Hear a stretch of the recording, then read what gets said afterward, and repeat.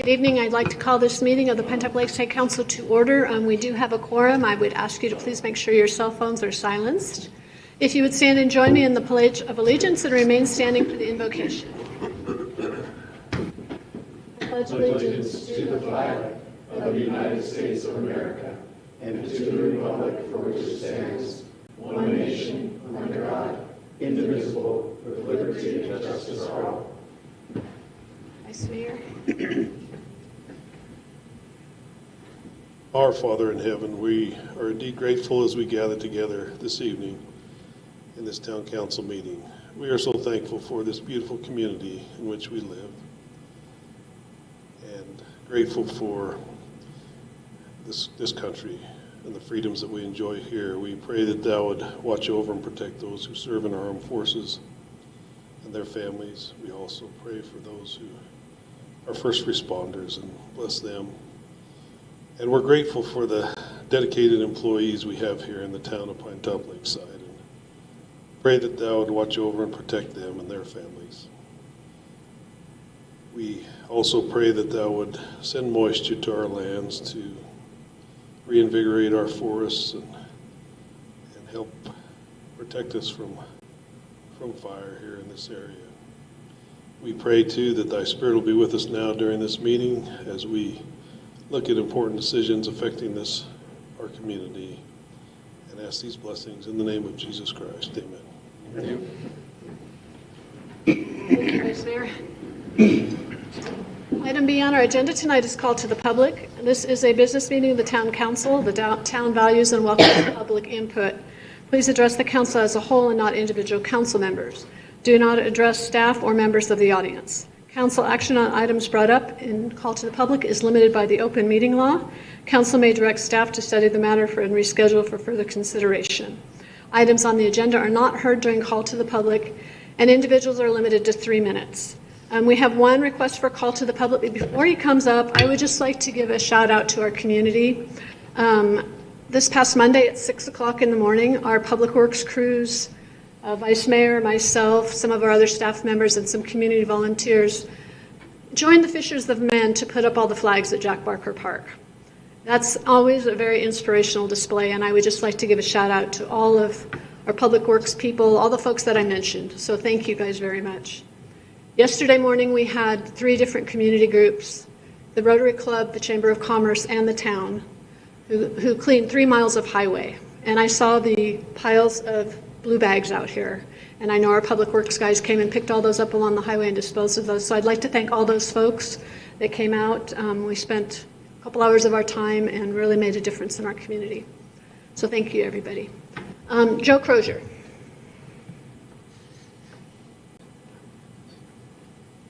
It takes me a couple of minutes.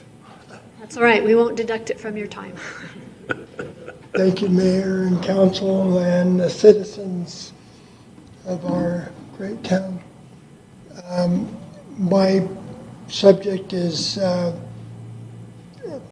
little while ago there was a fire along Billy Creek that was recognized and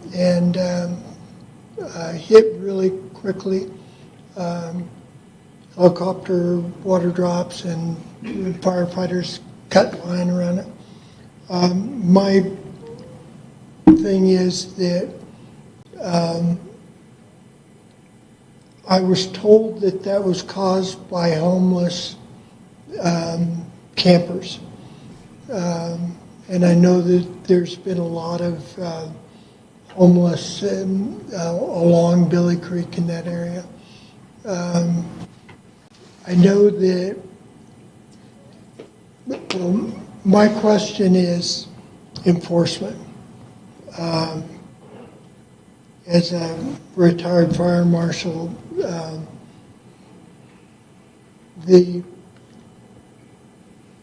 it's right on the border of the town, the fire department, and the Forest Service.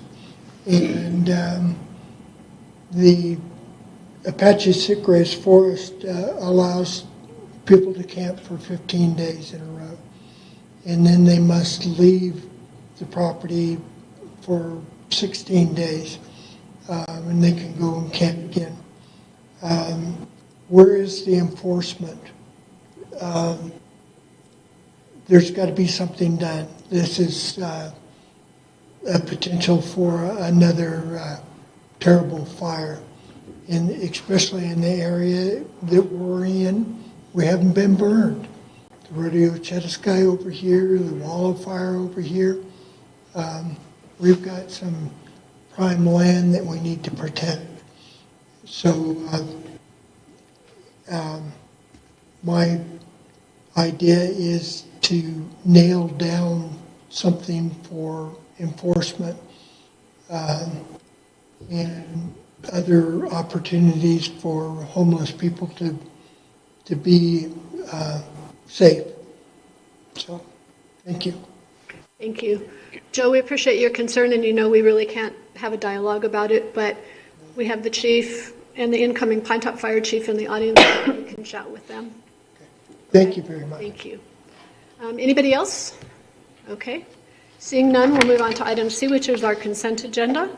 All items listed are considered routine matters and will be acted by one motion of the council.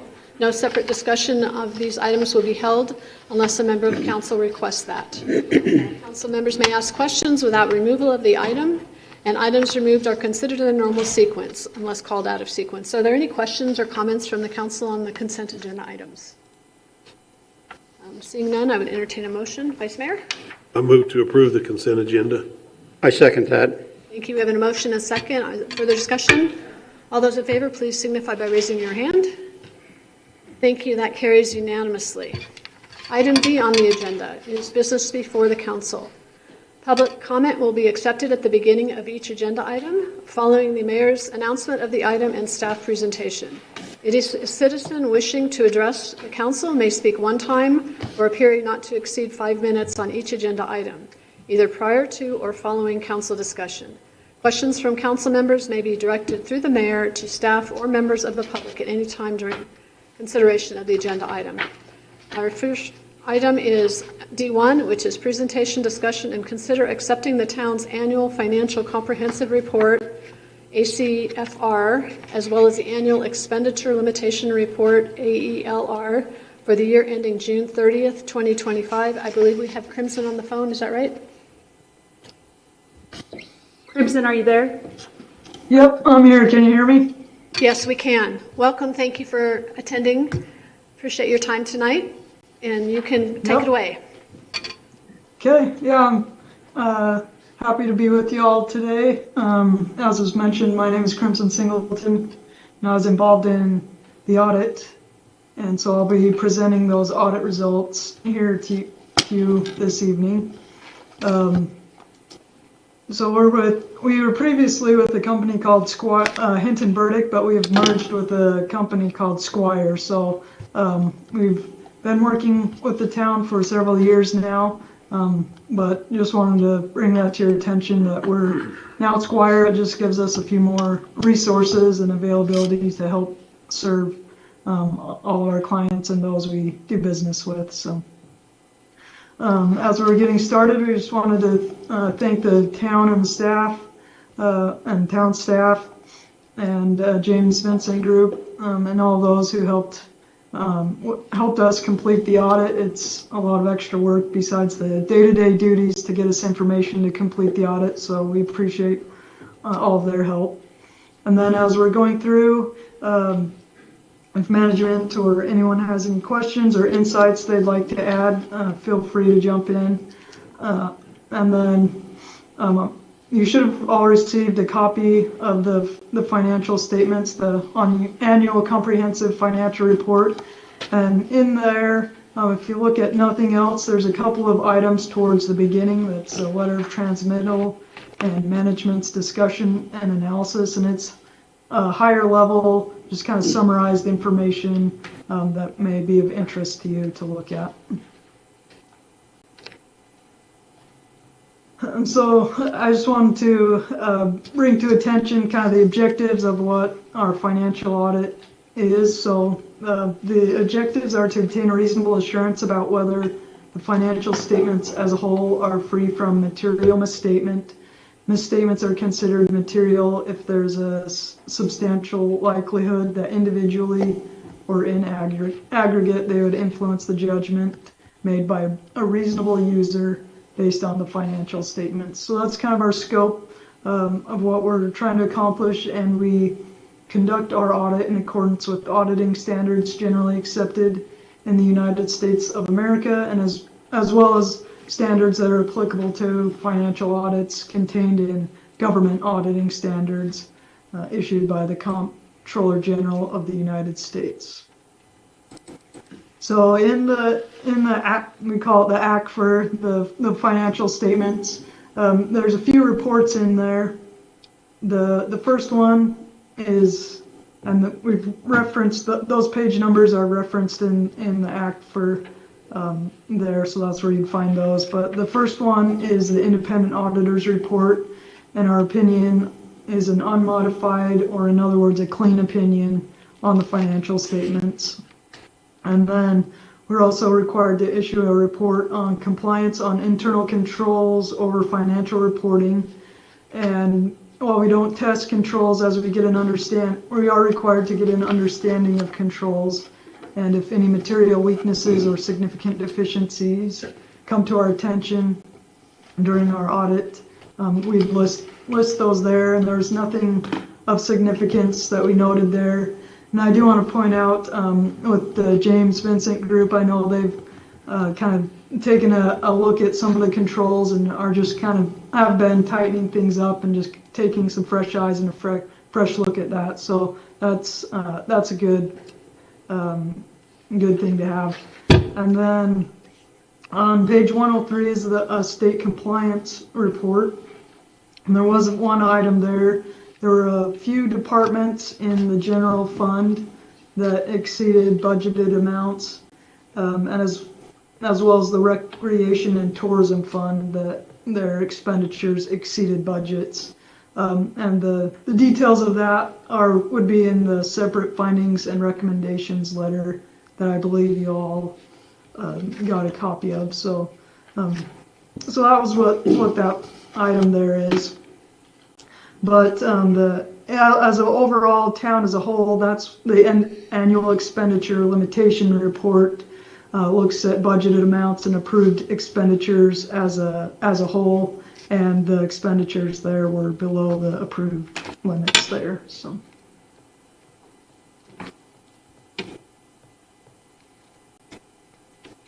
All right, so now that was kind of the audit results. Now we'll go into a few of the numbers and just some highlights there. And I know these are all as of June 30th, 2025. So the numbers are a little bit outdated. I'm sure you've been receiving more up-to-date reports, but I'll just go over what was the numbers as of June 30th. So the total net position, which is kind of the governmental term for equity, it's the assets less the liabilities in the governmental activities, was 8.5 million, and the business type activities, it was 15,000. And then the change in net position of the governmental was 1.8 million increase, and business type activities 15,000. And so over time, if there's increases or decreases reported here, it can be an indicator of whether the financial health of the town is improving or deteriorating.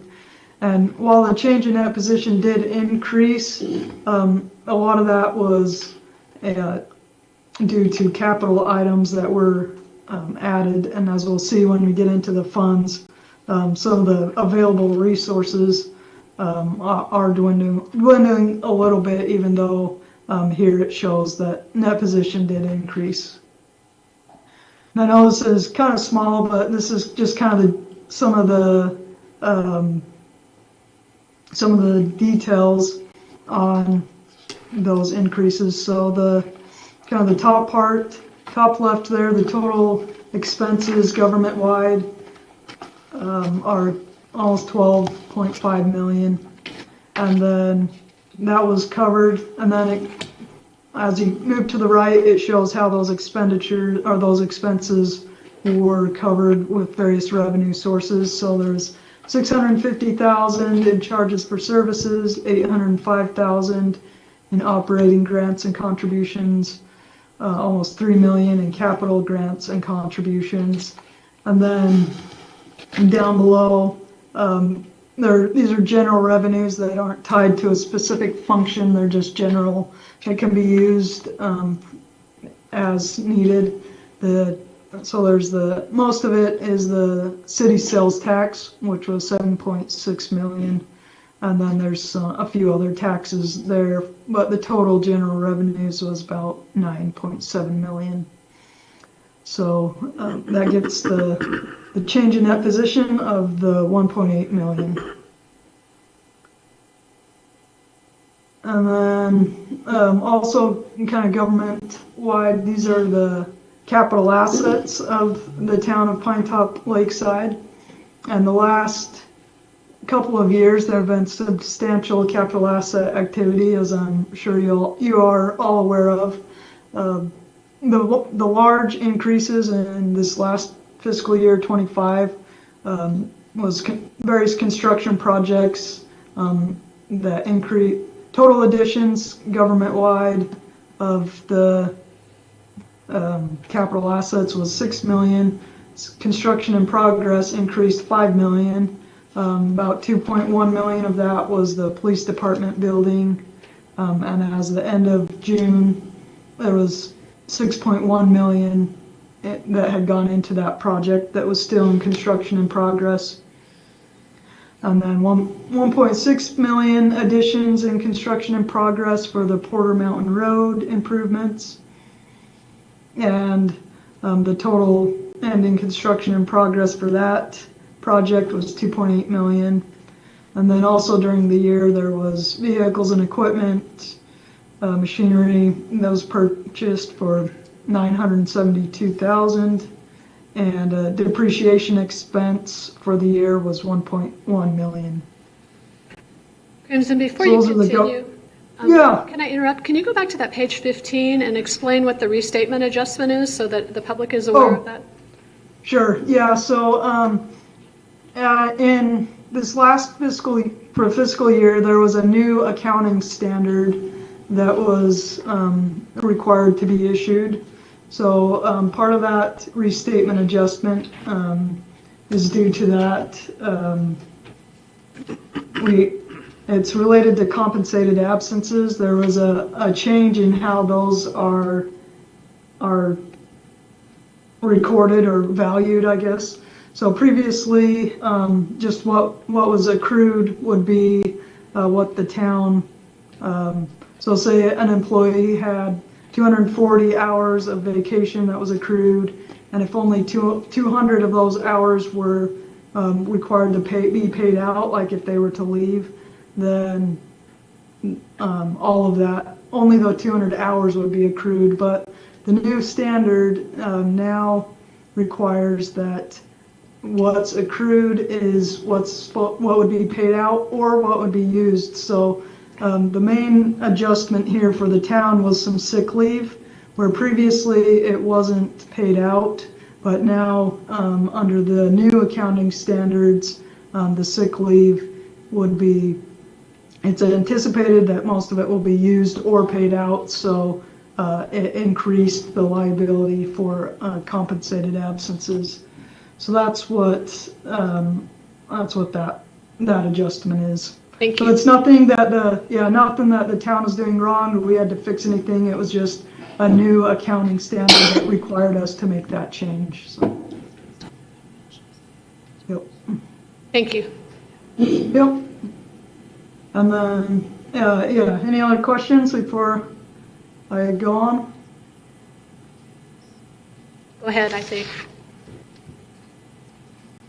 Okay. So here's the capital assets, and then this is just the capital assets of the business type activities. They had 215,000, almost 216,000 at the end of the fiscal year, and during the year there were $47,000 in additional machinery, equipment, vehicles that were purchased for that fund. Net of depreciation expense during the year was 17,000, so that there was a total increase of almost 30,000 in capital assets for the business type activities. And then this is some highlights on the long-term debt and long-term liabilities. So the governmental activities, long-term debt, and this is just the debt part, not including compensated absence liabilities or pension liabilities. At the end of the fiscal year was 11.3 million. Overall, it decreased by a net of 487,000. There are additional notes payable and leases that were brought on, so additional debt of 625,000, but the debt payments that were made during the year totaled 1.1 million during the year, so there was a net decrease of that 487,000. And then the government-wide net pension liability and call OPEB or other post-employment benefit liabilities was 4.7 million at the end of the fiscal year, and that's a decrease of 211,000. Any questions there? Crimson, this might be the time for me to ask my question. Okay, yeah, go ahead. I'm sure the James Vincent Group's not going to be happy with my question. In fiscal year 2025, there were, let me back up a little bit. We have our bond payments, and they have semi-annual interest payments and annual principal payments. I believe in this budget, these financial statements, we've recorded 3 interest payments on each of those, as well as 2 principal payments. That's a pretty significant swing.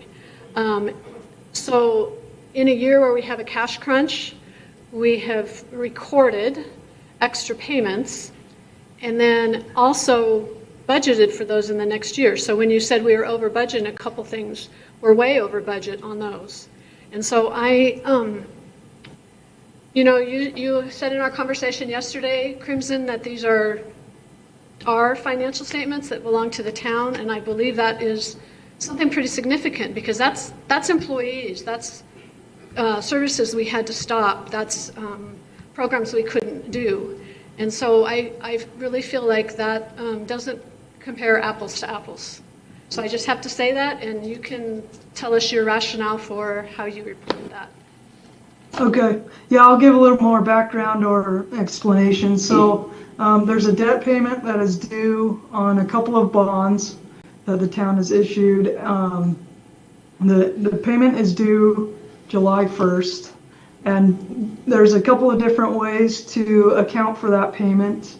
And the way the previous finance director recorded it was one way, and the new finance director, or the James Vincent Group, yeah, they wanted to do it another way. Both ways are acceptable ways to do it, but the James Vincent Group really wanted to do it this other way. So as a result of that, in the end, at the end of the day, the same debt payments were being made. It's just that July 1st debt payment, instead of being reported next fiscal year, in fiscal year 26, it's reported in fiscal year 25 when the debt payment was sent to the escrow account to make that payment on July 1st. So, it's just small timing, and it's within a couple of weeks difference. So, the financial statements for this year will show, a couple of extra debt payments that were made. But at the end of the day, town-wide as a whole, it's just kind of a year-end timing thing. So it's not like you're making extra payments. It's just kind of timing of when they're reported in these financial statements. So. But I still feel like it has skewed the results of our financial operations because then we budgeted. So in essence, we're ahead of the game. And so that has impacted the cash that is available. I think if we looked at the BNY Mellon statements, it would show that the cash was still in the bank at the end of June. I voiced my concern over this, and I know that you guys have a difference of opinion, but I just wanted to bring that up because I do have some concerns over that and how it's impacted our budgeting process, our cash flow, and these financial statements. So, Madam Mayor, if I may. So you bring up a couple points which I need to correct. Ultimately, the town has always sent that payment to BNY Mellon before the end of the year. Once that money goes into the BNY Mellon account, it is no longer an available resource of the town. That money is sitting in that escrow account that then gets paid out to the bondholders. So it's a matter of semantics. It's not affecting employees' pay. It's not affecting the financial well-being of the town. It's a simple matter of when we're recording the payment. I believe Crimson just said that as well. So it has nothing to do with diminishing the resources for the town. In fact, I'd make an argument that it misleads the available resources of the town. In the past, that debt service payment was looked at while the money was sitting in the BNY Mellon account. It was listed as unrestricted, which in fact is not true, because that money is restricted once it goes to BNY Mellon for the payment to the bondholders. So I understand that this seems to be an ongoing issue that you have, but I think it's highly inappropriate at this point, as it does not affect the financials. Your auditor has said it does not affect the financial health of the town, and it seems to keep coming up, and I'm really confused as to why. because I feel like it's in the budget again. Because we're going to make the payment again, Madam Mayor. I So understand that. there's no duplicate budgeting. There's Okay. no duplicate budgeting. There's no duplicate payments. I guess we'll I agree could to draw a disagree. chart and show you how the money flows and show you that there's not a duplication. But you're making a statement that there's a duplication and misuse or misappropriation of town resources, and I find it highly inappropriate. I absolutely did not suggest misuse of funds. I'm suggesting that we're not reporting things on a consistent basis, and so I feel that it skews our results a little bit. So I'm going to ask Crimson to go on, and we can, if she's comfortable with that, she is the auditor, and her company is the auditor, but I still feel like that we're not consistent. So go ahead, Crimson. All right. So that was the government-wide. Now we'll get into some fund highlights. So as I mentioned before, these graphs will have some fund. It'll be the fund balance or the net position, which is kind of the governmental term for the equity. The assets minus liabilities equals the fund balance, and the governmental funds. They utilize the modified accrual basis. So when capital assets are purchased, they're expensed when they're purchased rather than recorded on the balance sheet. When long-term debt payments are made, they are also recorded as expenses and instead of reducing the liability. But then the proprietary funds utilize the full accrual basis of accounting. Just so we know what we're looking at here. So this is the general fund. The top line there is unassigned fund balance. At the end of the fiscal year 25, it was 602,000, and so it is a substantial decrease, about 2.6 million decrease. Revenues did increase a little bit during the year, about 555,000. There was some additional ARPA funding, some of the COVID money that was used up and recognized that year. But the main reason for the decrease was the expenditures were up due to transfers to the capital projects fund for capital projects. There was about 3.7 million that was transferred out during the year for capital projects. And then as a recommendation, the GFOA, which stands for Government Finance Officers Association, they recommend a minimum of 2 months worth of operating expenses in fund balance. This based on the fiscal year 25 expenditure levels. That represents less than one month in unassigned fund balance. So I know the town's aware of it and kind of been trying to address concerns, but that's just, it's something to continue to keep in mind to build up those reserves a little bit.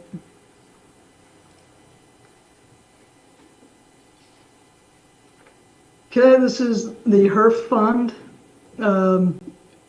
These are funds that are restricted for street projects. At the end of the fiscal year, there was $302,000, which is a decrease of $225,000. This fund is anticipated to it's not unusual to fluctuate year to year as resources are saved up for bigger projects and then used as those projects come to fruition. So it has been dwindling the last few years. As of the end of the fiscal year, it was $302,000.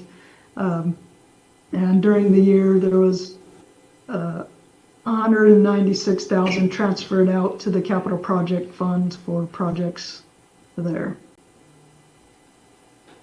This is the Recreation and Tourism Fund. It's committed resources for recreation and tourism activity.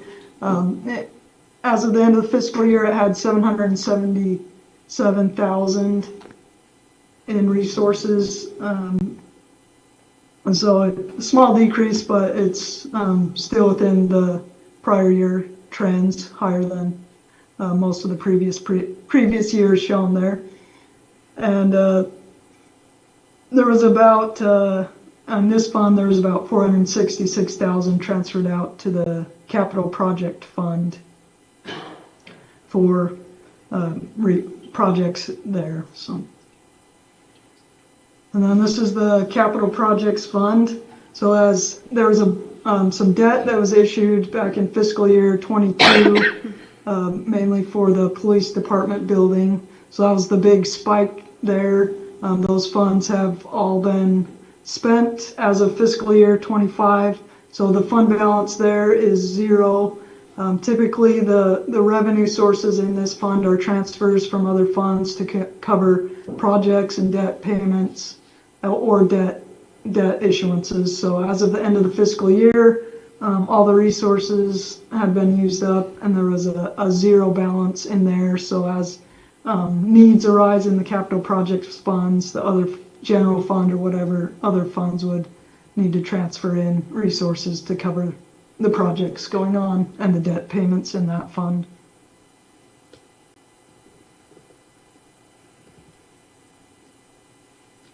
This is the solid waste fund. And so in addition, so this one is the full accrual basis of accounting. So as assets are purchased, they go into the assets instead of expenditures. And so that top line, the purple line, is net investment in capital assets, and there was, which was $125,000, which represents the assets in the fund less any debt that was outstanding to acquire those assets. So overall, the equity in the fund was in a positive position, but it's all tied up in capital assets. The unrestricted net position in the fund is a negative $109,000. So ideally, you'd want that unrestricted to be zero, and you'd want this fund generally. You'd want funds to be self-sustaining unless the intent was to have, subsidies from the other funds to help support it. Since the last few years, that orange line is the transfers in. So it was $135,000 in fiscal year 25 that was transferred in from the general fund to cover the needs of that fund to get the cash into basically a zero position. So as cash is required in the fund, transfers were made into that fund to cover the expenses in the fund.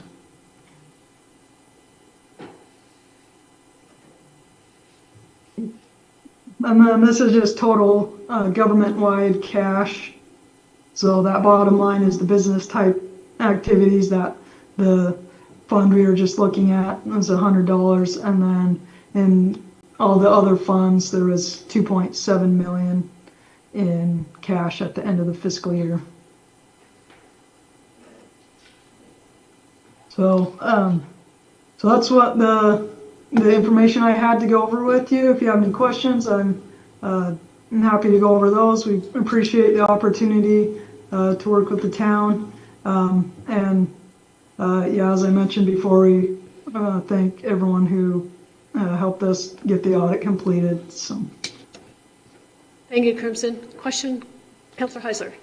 First, I just want to make a statement that I guess to JVG's defense and to proper accounting principles, I, for one, like the fact that we are recording payments when the payments are supposed to be recorded, because I very honestly felt like in the past we were playing a financial game of when we were going to record payments and when we were not going to record payments, and therefore it made it very hard for council to track and understand where money actually was being spent and where it was being tracked at. And so I, for one, appreciate it.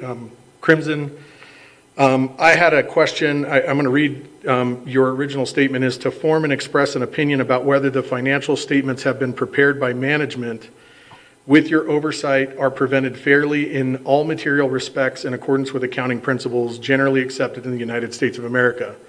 And with that statement, my question was, looking at the financial statements as a whole without testing the backside of the system.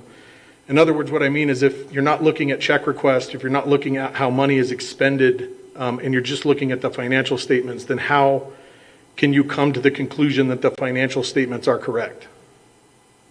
So yeah, we do dig into the details. So like the cash balances will pull. So that's just, I mean, on the financial statements themselves, everything's aggregated. But during our testing, we do dig down into the details. I mean, it's sampling. We do not test every single transaction, but we do dig down. So for example, cash will get bank statements of all your bank accounts and bank reconciliations and say, okay, if cash is $2 million, does that agree to bank reconciliations and bank statements? So it's not just the whole like analytics at a whole. We do dig into the details on what makes up a lot of those numbers. So I guess that was my question or point. I mean, I understand reconciling them against the bank statements. What I'm questioning is, how do you know that the statements are accurate or that our financial policies are being followed, for example, if you're not looking at digging a little deeper, at least to some degree? Yeah, as I mentioned, we do dig deeper. We select some invoices. So for some of the expenditures, construction projects, we'll look at an invoice and say, okay, the town reported that they spent $200,000. Does that match the invoice? So we do take some samples there to where we feel comfortable that we've looked at enough transactions or enough things that, okay, we've looked at enough that we feel comfortable that what's being reported is materially correct. Councilor Phillips, did that answer your question? That answered that question. I have several more. I'm sorry, go ahead and Councilor finish Phillips. that. I apologize. I did want to ask that you said there was one matter noted under findings and recommendations for fiscal year ending June 30th, 2025, and I feel like the inference here at the dais was that we're over budget because we made an extra payment, but I don't see any of these funds contributing to the payment of a bond. So I think that's a little bit misleading, but I want to read this for the record and then ask a question about it. But it says expenditures over budget. Criteria. Arizona Revised Statute 42-17-106 states the town may not spend money or incur debt in excess of the amount stated for each purpose in the final adopted budget for the year. Condition. The following department expenditures in the general fund exceeded the approved budget. Town council by $393, town manager by $41,758, finance by $15,006, and fleet maintenance by $5,284. In addition, the recreation and tourism fund exceeded the approved budget by $39,358. Cause, the town's internal controls over compliance did not prevent budget overruns in the fiscal year 2025. Effect, the town did not comply with ARS 42-17-106 in the departments and funds mentioned. Recommendation, we recommend the town design and implement controls to operate within the confines of the budget by limiting expenditures to the amounts budgeted. And I guess my question for myself and members of the public is, how do you get a clean, unmodified opinion from an auditor when you have 5 different violations of Arizona state law? So our clean opinion there is just that the numbers presented in the financial statements are accurate. So the budgeted, the amounts on, one of those departments or the funds, the amounts reported as expended during the year are agreed to, the invoices or records that we looked at. So that part is just on the numbers themselves. And then there's additional, so it's kind of a separate thing on the state compliance. That's kind of its own, it's different. That's we're expressing our opinion on the financial statements is on the independent auditor's report, and then the compliance is a different matter that's brought up in the state compliance report. So I guess the confusion for me is if the audit reports or the financial reports are in violation of state law, they can still be clean and unmodified? Yes. Yeah. Okay. So I can, let me see if I can, and if you read the, let's see, this is on page 1 of the financial statements. So this is what we're expressing our opinion on for the clean or unmodified opinion. So we're just saying that the financial statements, meaning the numbers reported in the financial statements for each, like the government-wide and each of the funds, and all the notes. So basically the numbers and what's presented in the financial statements, the numbers are accurate. So yeah, that's what we're saying there, is that the numbers presented are accurate within all material respects.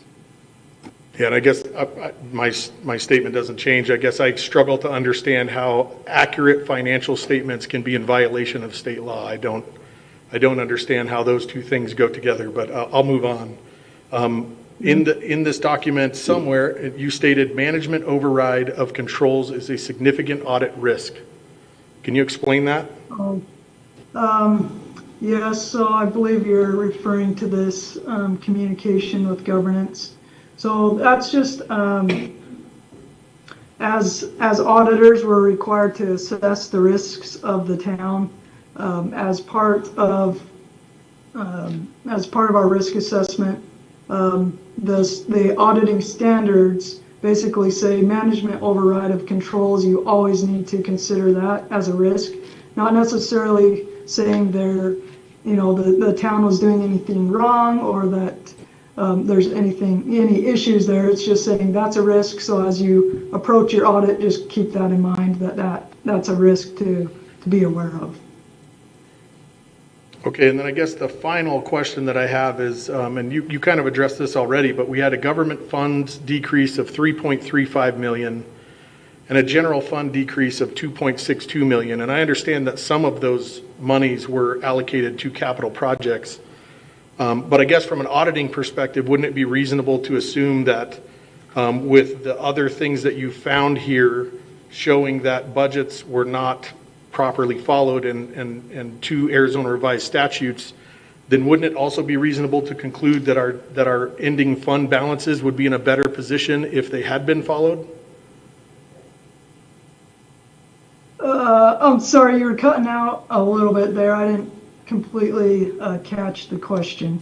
Sure. So I said government funds decreased by 3.35 million and the general fund decreased by 2.62 million. And with the other findings that you found that we were overspending in our budgets, wouldn't it be reasonable to conclude from an auditing perspective that our fund balance would be better if we had been following our budgets?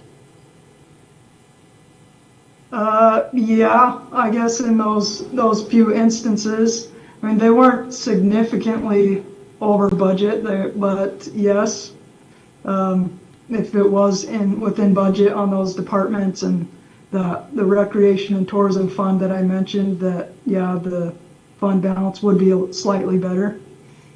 So I guess, and I understand you only took a relatively shallow dive into the financial statements and not necessarily the practices behind the scene, but I still, even with that particular metric, I still struggle to understand how Hinton, Burdick, or Squire gives a clean, unmodified opinion when our fund balance is spent down $5.97 million and we are clearly in violation of Arizona revised statutes. And with that, I will.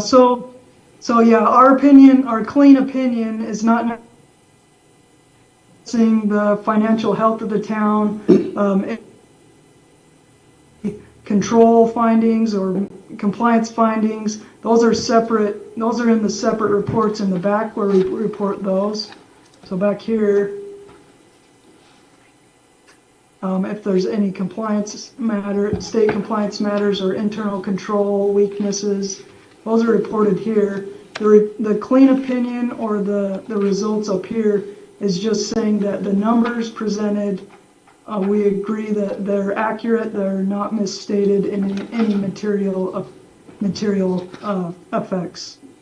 Yeah, I think I understand, but I don't think most members of the general public understand. They think that we're getting an audit, and the audit is looking at all of our financials and all of our financial policies, and the indication that Squire is giving us a clean audit opinion means that the town is doing everything that it's supposed to be doing. And I think that you've cleared up for us that you look at a very narrow focus of issues, and that and you have also highlighted that there are some issues that need to be addressed. So thank you very much. Yep. Councilor Phillips? When you were explaining to Councilor Heiser that you kept saying you took samples, you didn't look at all the financials, you didn't look in the checkbooks. My question to you is, who supplied you the samples that you based the clean bill of health on? If you just looked at samples, did you just randomly ask them, or was it provided to you beforehand? So we obtain what's called, or basically it has every single transaction that was recorded into the town during the year, and we'll drill down into different accounts. So if there's a specific expense line item, we'll kind of look through and say, we'd like to look at this transaction, make our selections. A lot of times we do focus on some of the higher dollar items, and then we provide our list of transactions we want backup for, and then we provide that to the town, and then they'd provide invoices or other supporting documentation to legitimize those transactions that we looked at. Okay, thank you. Yep. Any other questions or comments for Crimson? Okay, I would entertain a motion then.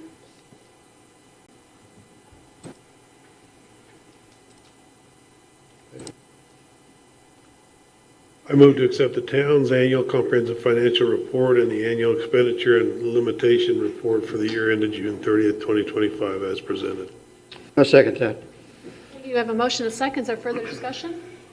I do have this discussion. So by accepting it, are we just accepting that we've received it essentially, or accepting that what is acceptance of it? I guess I kind of want to know that. I believe it's that we're agreeing with it. Okay, Correct me agreeing if with. I'm wrong. Yeah, Madam Mayor, members of council, you're simply, the audit report and the audit opinion is that of the audit firm. So council simply accepting that they received that report from the auditor. And so that's really, I wouldn't necessarily go as far as saying you're agreeing with it, you're not disagreeing with it, you're accepting the audit report and its findings. Okay, does that answer your question? Yes. Okay, we have a motion and a second. All those in favor, please signify by raising your hand. Any opposed? Thank you. That carries unanimously. Thank you, Crimson. We appreciate your time this afternoon. Yep, you're welcome. Okay. Item D2 is the presentation of the April 2026 financial report. I guess Sarah's going to present. Going to present tonight. Madam Mayor, members of council, your April 2026 monthly financial report is in your packet. We'll go through our revenues first, so if you want to move to the next slide. I don't know who has. There's the. Oh, somebody's doing it. Okay. Okay, so looking at our revenue for year-to-date through April, we have just over $6 million of revenue collected. You can see the breakout here of TPT collections is about 4.3 million. Other taxes we have 1.6, and then non-tax levy revenue is about 256,000.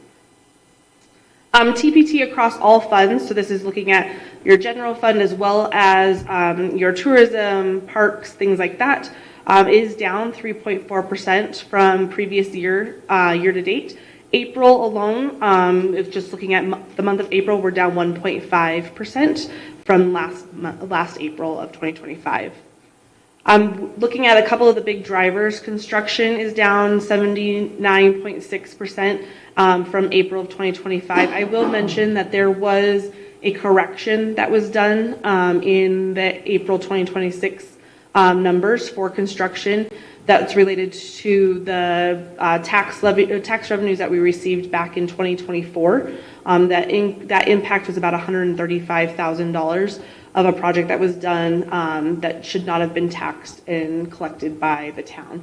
And so the state took that money in our April numbers, so our April numbers are artificially low because of that correction. That's really driving that construction down year over year. Commercial rental is also down about 20% from year-to-date through April compared to last year at the same time. Retail sales is up about 2.8%, and then our restaurant and bars continues to stay positive at 10.8% increase year over year. I can do it from here. How's that? Perfect. Okay. Looking at our general fund expenditures, you can see here our personnel obviously is our largest categories of cost. We've got about 73% of our costs related to people. We have got 20% is really related to our managerial costs, with operations of about 6%, and then training of just shy of 1%. And you can see here on the right-hand side the different departments that make up the general fund and where they stand today. We've talked about this over the last several months, basically since the beginning of the year, just with that magistrate. It is showing red, but that is because of how we pay the Navajo County a contract that's all paid in July. And so that continues to show red. However, there's no issues there. But all of our funds or all of our department expenditures are under budget at this point in time.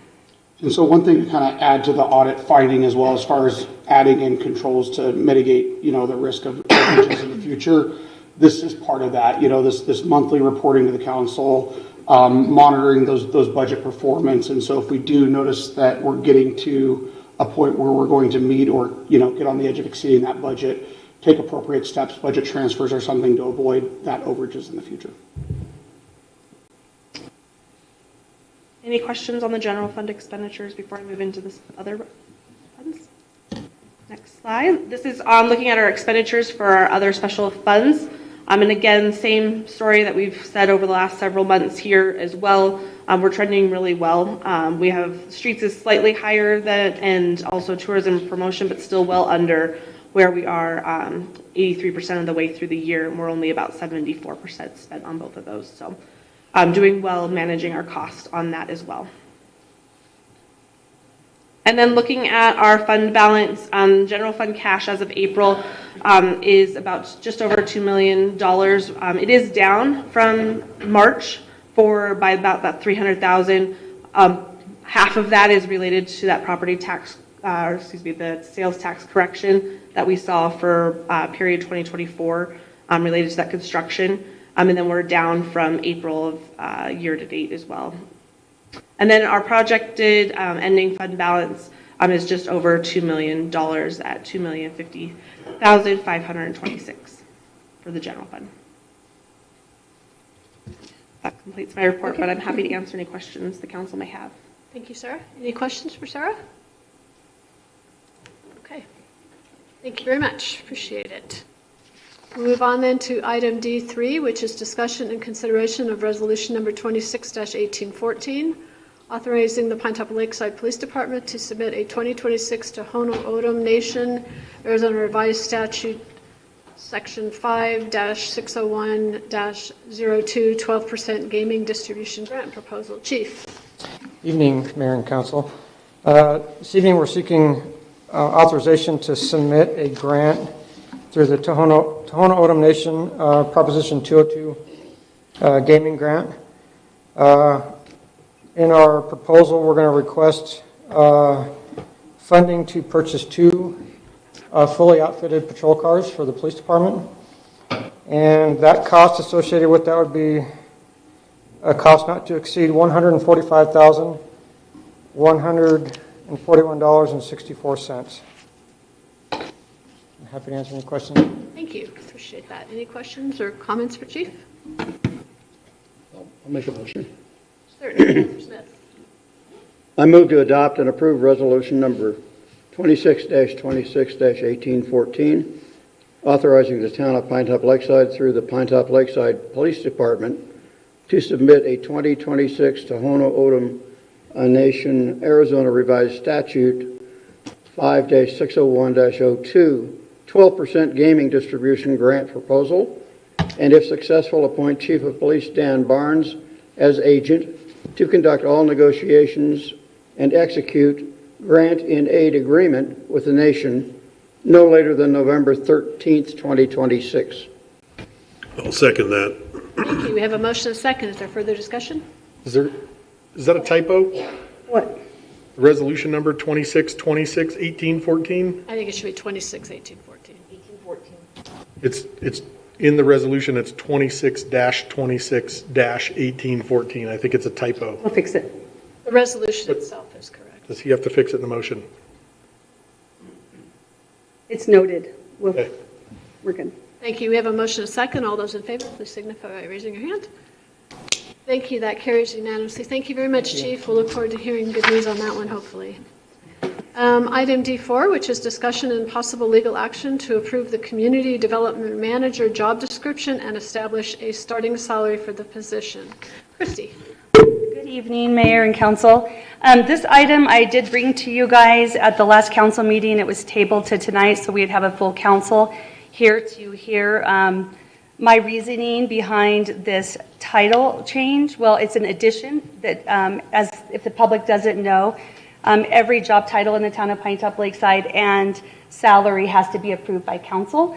This is an addition to our job titles that I'm asking for. The town currently maintains an approved Community Development Director title, and that was vacated in January of 2026, which we did not fill at that time. We did have Frank Young, who was filling that position as an interim. He has since moved on to Public Works Director. So when I took a look at our organizational structure, I found it was a little bit, I felt like this is a better route to go. This title I'm asking for is Community Development Manager. I'm not getting rid of the director position. I'm simply not filling it. I'm asking to change it to a manager position. This position will supervise a small team, including 2 part-time and 1 full-time employees, and will work under the supervision of the Public Works Director, who has been in this position and is very well knowledgeable in this position to help an applicant be able to grow into a director position eventually. The creation of this position will allow for future growth. I'm very excited. This is a very practical and sustainable approach in being mindful of the budget and the organizational structure. And if you guys have any questions on this job, I would be happy to answer them. Okay. Questions or comments from the council?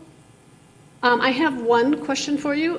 Actually, in our meeting 2 weeks ago, Councilor Heisler brought up the fact that it is within your purview to go ahead and hire a director, even though because we didn't approve this position, he said, well, you could just go ahead and hire a director. So you just stated you're keeping the director position. What is to prevent you from going ahead and hiring a director? I could hire a director position. I am trying to be just fiscally responsible, bringing this in as a manager position. I have a great applicant that fits this position well. However, I would like to be able to offer this applicant a position, but be able to come in and learn how municipalities work and grow into that executive level position. Okay. And is this not what some have been critical of in the different departments in the past year, where a position was created for a person rather than a position created for the future and for the good of the community? So is this different than that? I don't know, I guess I don't understand about who was critical of that, but I have talked to all of our staff and all of the directors. I've got buy-in on this. I've added 2 manager levels into the job structure, and one of those that you guys approved last week was the operations manager. This allows more growth opportunities within our organization. And I think that having that opportunity for our employees made them very excited. And I wholeheartedly am excited about this. I think this is the right way to go. So correct me if I'm wrong, but last time we approved the salary range for the operations manager. We did. And so the operations manager was already in there, so that wasn't an addition. Right. So just adding another manager position so that we have that middle management that gives our employees places to grow before they go into a director position. Most of the employees we have here that are directors now have started in a lower level and moved their way up. Yeah. Okay, thank you. Any other questions or comments? I have a question. Oh, yes, thank you. So when that person graduates to the director position, would you maintain that managerial position? No, I open? wouldn't. I would not fill that one. They would just move up to a director position. Is that something that we need to, as a council, close, or is that just something that you do? No, we don't close it. We leave it there. We just don't fill it. However, it is within the manager's purview to fill both positions technically, unless the budget doesn't allow it. I was just going to say that she is specifically limited by the budget and what the budget allows her to hire. So hiring a manager and a director is not a reasonable possibility in the budget. We're simply not big enough. Current budget. Yeah. Yeah. Okay, further discussion? One other question. Yes, Councilor Phillips. Mayor, couldn't the council also limit the filling of a director position by voting in by the council a freeze on a certain director position due to budgetary constraints? I think the budget in and of The itself. budget's set. I'm not, in this budget that we just presented, that we talked about earlier, I put in the amount for a director, but not for a director and a manager, so there's no way I could hire both of those. So it's either a director position or a manager position. This is going to save about $10,000. So I don't think the council needs to take action, is what I was going to say, because Got it it. is constrained by the budget, the approved budget. Thank you. Anyway. And thank you. You're welcome.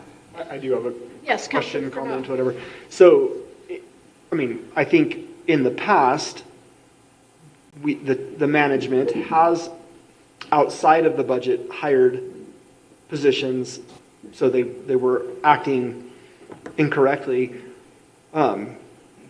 I guess I'm just kind of curious, like, what controls do we have to see that happen? I mean, we just have to stay alert and watch, right? I mean, is that essentially, like, let's just say you said, we're going to hire, we've got them both, we're going to hire them, because I think the budget's going to come. I don't know what justification you would have. We're going to see that in the monthly report that's presented to you guys by the James Vincent Group, that we're staying on budget in that particular line item for that department.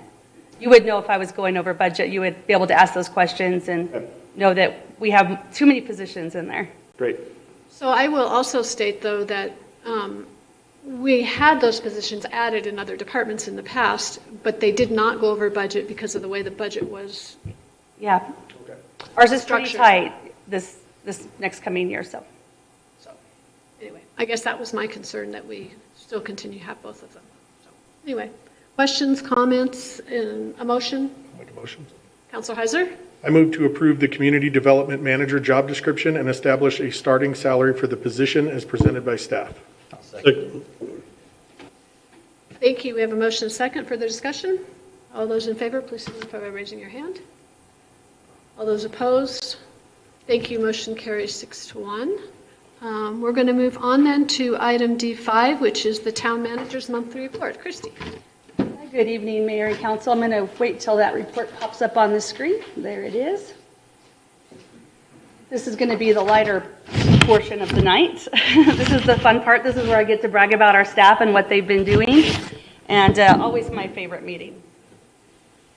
I'm going to start with the town manager. So I've completed updates to the purchasing and cash handling policies and procedures manual, and I have prepared a department, I've actually finished preparing it, a department level purchasing and fiscal responsibility training. I will be scheduling meetings with every department and going over a 7-page kind of user-friendly purchasing policy for all of our employees, is just so that we're encouraging all employees to be involved and understanding our budget and our purchasing policies and why it's so important that we follow those.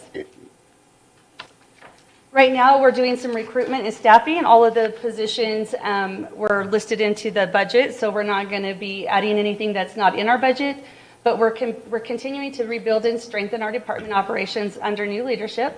So we have posted the animal control officer position. We had 3 applicants. That position is now closed, and we are actually going to start interviewing for that position. It does take about a month to onboard that position just because there's background. They work under Adu Police Services.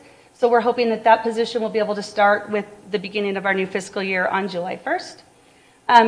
Community development was another big position that I needed to get filled, so thank you for approving that position tonight. I'm excited to get another employee into the town. Building official, I did post that this week. I have a few applicants already, and I think I left that open until the following Monday. And when we have those applicants, most of them have been internal. Actually, we only posted that internally because we have lots of talent inside of the town. So as soon as that closes, we'll be we'll be reviewing, interviewing those employees. That's a tongue twister. Also with this, David Halverson, our street supervisor, moved on today. This was his last day. He got a job at Unisource. We're going to really miss him. But we did post the street supervisor job internally, and we will be interviewing for that in the upcoming weeks as well. For regional and community engagement, I just wanted to encourage everybody, Coffee with Council. The next one is going to be held June 9th at the Depot Coffee Shop. That's located on Jackson Lane behind Arizona Water, right next to Lakeside Post Office. We appreciate Mike letting us use his facility, but he's getting so busy, he asked if we could pause for a couple months, but we felt it was really important because we do have a lot of community coming to those and asking questions. So instead of pausing, we're going to just move it to a different location for right now. The Chamber of Commerce meeting, Meet the Candidates, was a successful event that was held here at Town Hall, and we appreciate them being so professional and running that meeting. The town recently had a meet and greet with the Sholo Pinetop Woodland Irrigation Company Board. It was a great opportunity to meet with them and understand the irrigation district, it's an irrigation company, a little bit better, and we're looking forward to continuing our partnership with them. The Finance Department continued to develop and balance and working on the balancing of the 26-27 budget. They did a lot of preparation for the audit, and then which we heard tonight. And then we have Wendy Watson, who's sitting in the back row back there, who joined the Finance Department, and they're going to start training her to assist with and keep us on track and up to date. And community services.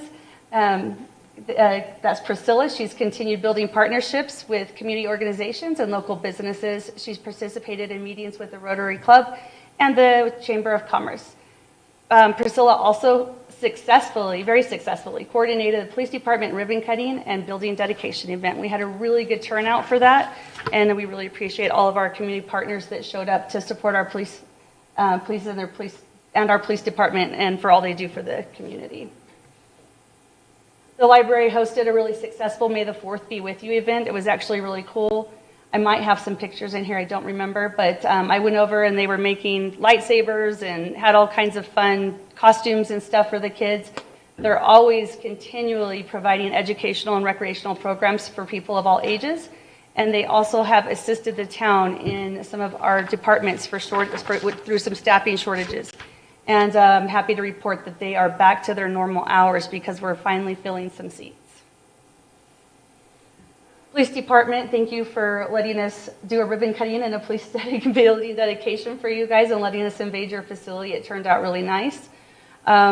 We also recognize the police officers in our department at the Police Week last meeting, so that was 2 weeks ago, and they also did hand out some awards for Officer of the Year and several other awards. We welcomed Katie Saminsky as the new Police Department Executive Secretary, And then we are continuing recruitment for the, well, we're not anymore. It's closed. We're going to be interviewing for the, I wrote this a week ago. A lot of things change in a week. But we are going to be interviewing for the Animal Control Police Services Officer. Here's a few stats for you guys for the police department. These are from March. Total incidences was 666. Calls for service, 312. Officer-initiated incidents, 354. They performed 188 traffic stops. They did 93 business and building checks. There was 5 accidents, 3 agency assists, 2 crimes, 1 death, 12 felonies, and 1 incident. 43 arrests, 6 of those were felony, and 36 were misdemeanors. 61 citations were given out. 24 of those were personal criminal. 24 of those were, ooh, that's an even number, moving vehicle, and 13 were unclassified. Here's a picture of the police department ribbon cutting and building dedication. Really good pictures. I always like sharing those. It was a good day.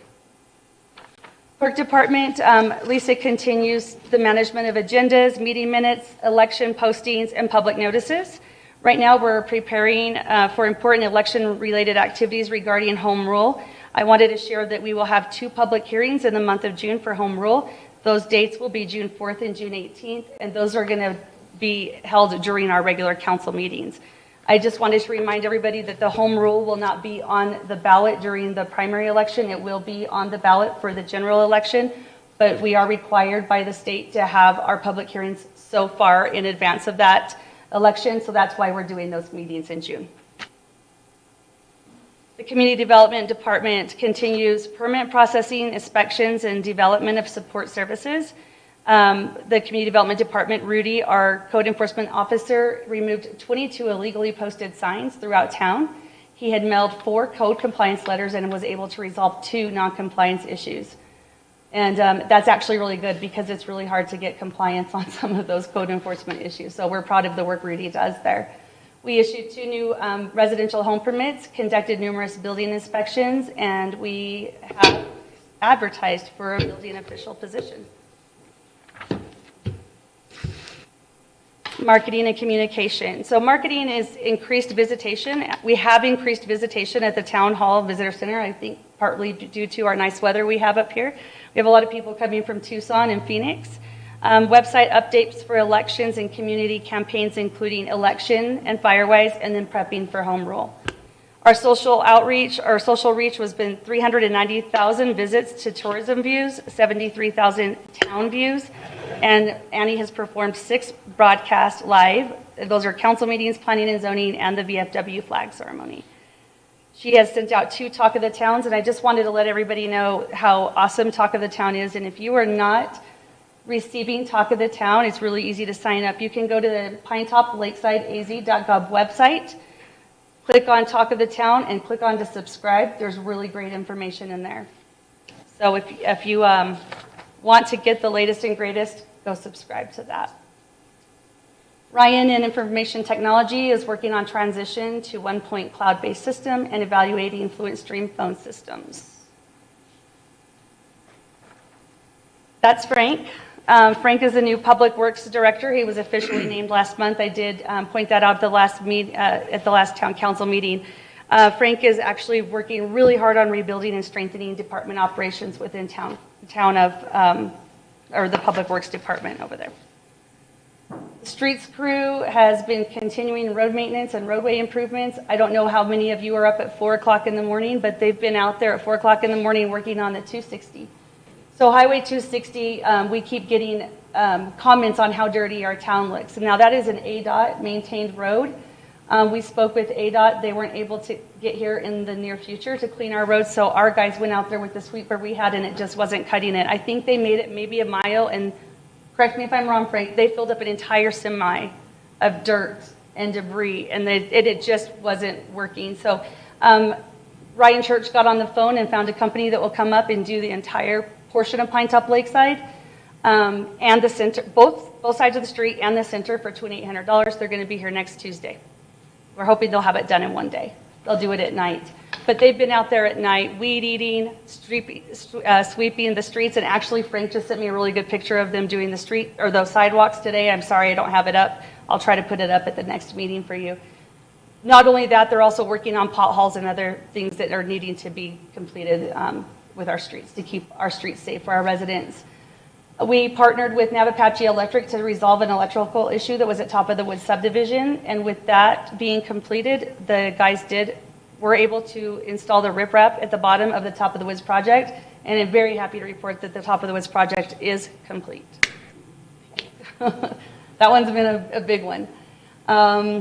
So just to put that on your radar, next week, street sweeping is going to be accompanied. But if you see our guys out there working between 4 and 8 in the morning, give them a friendly honk, give them a wave, tell them thank you. Parks Department's always working hard to keep our athletic fields looking top notch. They do a great job. We have the best grass on the mountain. Thank you, Frank and crew. They also completed emergency irrigation line repairs at Mountain Meadow over the weekend last week. And the fields went for about 3 days without water just because they needed the right size pipe to get, and there was nobody open on the weekend that had that size pipe, but the fields look great and we've got water back on the field. So we appreciate them jumping on that on a weekend and getting that fixed.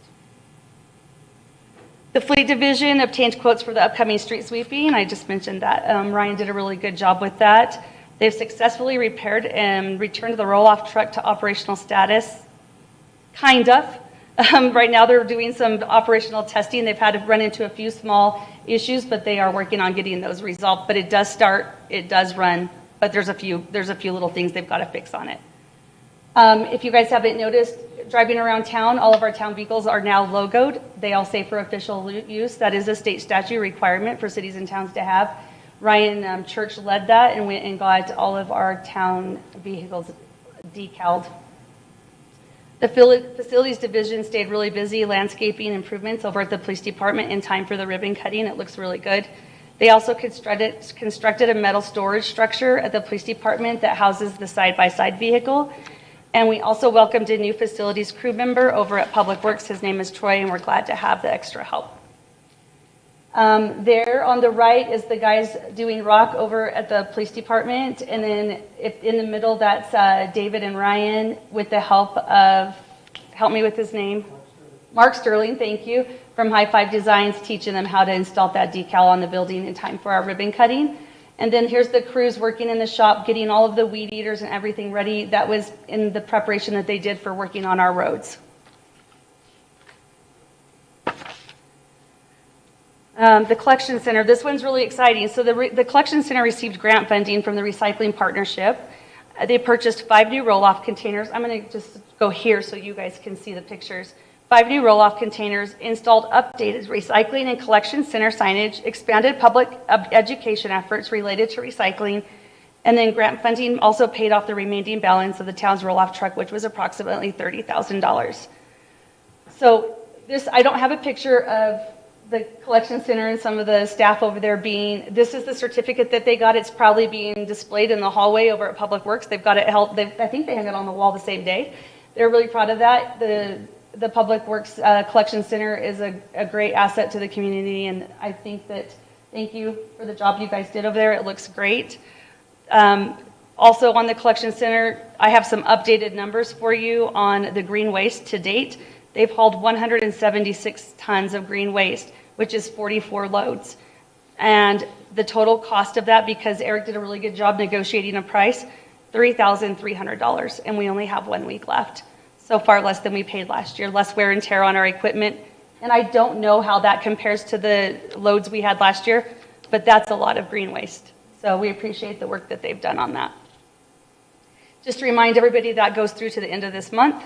So if you have any green waste, excluding stumps, please take them by our collection center and dump them there in an effort to keep our community safe and fire waste. I went a little bit away from Employee of the Month this month. There's so many employees that are doing such great things at the town.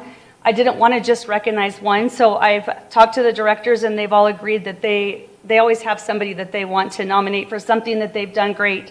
So this is how I'm going to do this from now on, and I just think we have so many employees, and I want to be able to recognize all of them. So Frank Young recognized Ben Mendez, who for the outstanding job he has done maintaining landscape throughout the town.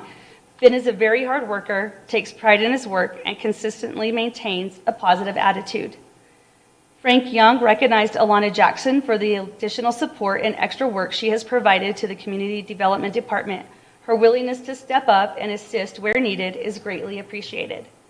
I would also like to recognize Ryan Church for the effort and initiative he put forth in securing the street sweeper for the White Mountain Boulevard. I'm incredibly thankful and proud of our employees. I continue to see the tremendous amount of work that they do every single day and the pride they take in it.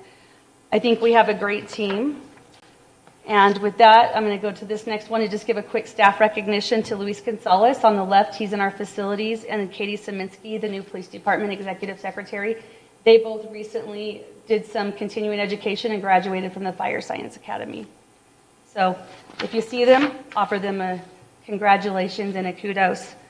Some community information I just want to share real quick. Town council meetings are held on the first and third Thursdays of each month. Planning and zoning meetings are held on the second and fourth Thursdays of each month.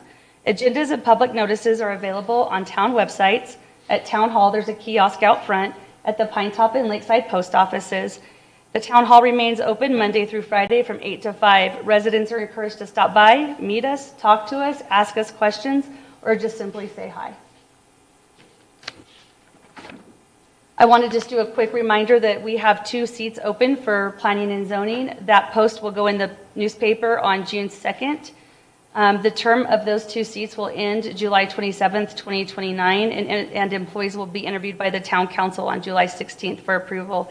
If anyone's interested, please submit applications by 11 a.m. on Friday, July 3rd, 2026 to Lisa Mears, our Town Clerk. Her information's down there at the bottom. If you don't have time to write that down, give us a call and we'll get it for you. Just a few, I'm almost done, I promise. A few flyers.